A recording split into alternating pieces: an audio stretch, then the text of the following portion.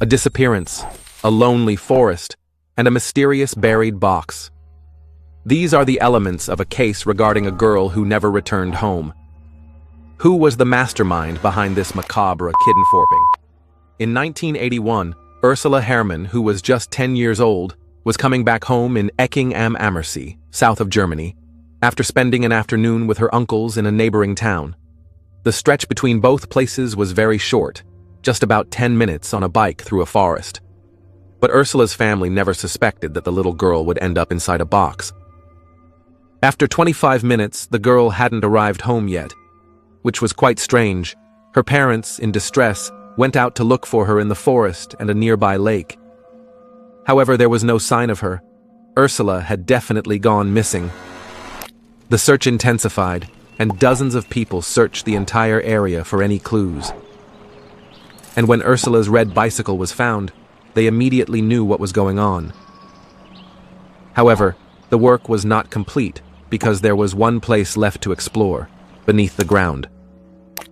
2 days after the girl's disappearance, the Herrmanns received a series of cryptic phone calls and a letter that confirmed their suspicions. Ursula had been kidnapped, and they were demanding $1 million ransom for her release. However, the kidnappers' plan went really wrong. The family agreed to pay the ransom, but strangely, the kidnappers cut off all contact. 2 weeks went by, and the family, in desperation, continued the search. One day, one of the rescuers was inspecting the forest and felt something strange on the ground with his stick. When he dug, his fears came true. In a buried wooden box was Ursula's lifeless body. Inside, there were books, food, and blankets, as well as a ventilation duct, but it was sealed from the outside.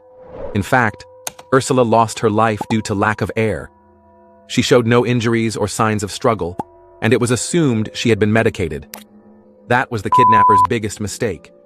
They did not foresee that air needed to circulate to keep the girl alive, and upon seeing her motionless, they disappeared to walk away from the problem.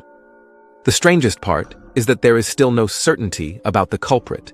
Werner Mazurek, the family's neighbor, was the prime suspect and even served some time in prison, but further investigation cast doubt on the evidence. One thing is certain, though. This family has been suffering for over 40 years from an incident they still cannot figure out.